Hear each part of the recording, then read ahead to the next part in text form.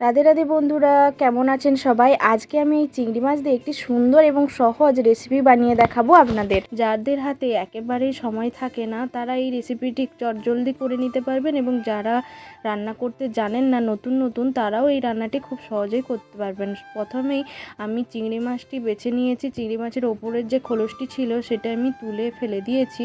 তারপর আমি নুন আর হলুদ মাখিয়ে দিয়েছি চিংড়ি মাছে।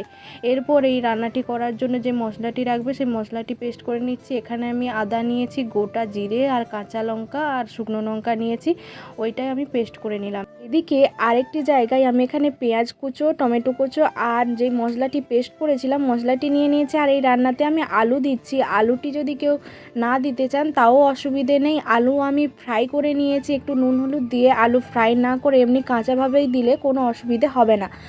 তারপর আমি চিংড়ি মাছগুলোও দিয়ে দিয়েছি, আর দিয়ে দিচ্ছি হলুদ আর কাঁচা সর্ষের তেল আর পরিমাণ মতো নুন। নুনটি দেওয়ার সময় খেয়াল রাখতে হবে যে মাছেও নুন মাখানো ছিল আর আলুতেও নুন দেওয়া ছিল, তাই খুব অল্প পরিমাণেই নুন দিতে হবে। এবার এই সব কিছু খুব ভালোভাবে ম্যারিনেট করে নিচ্ছি। আর এই রান্নাটি করার জন্য এই টিফিন কৌটো আমি নিয়েছি কাছের থেকে। টিফিন কৌটোতে সমস্ত ম্যারিনেশনটি ঢেলে দিলাম।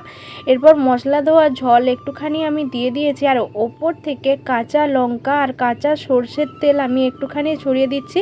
তারপর ভালোভাবে ঢাকনাটি টিফিন কৌটার আটকে দিলাম খুব ভালোভাবে, যাতে না খুব সহজেই খুলে চলে আসে। তারপর টিফিন কৌটোটি আমি হাঁড়ির মধ্যে দিয়ে দিলাম আর হাঁড়িতে ঢাকনাটি ঢাকা দিয়ে দিলাম।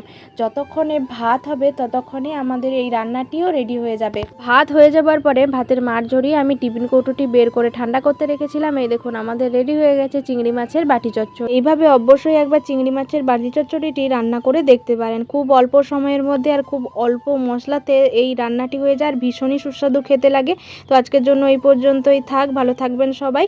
আর যদি ভালো লাগে ভিডিওটি লাইক কমেন্ট শেয়ার করে দেবেন। টাটা সবাইকে।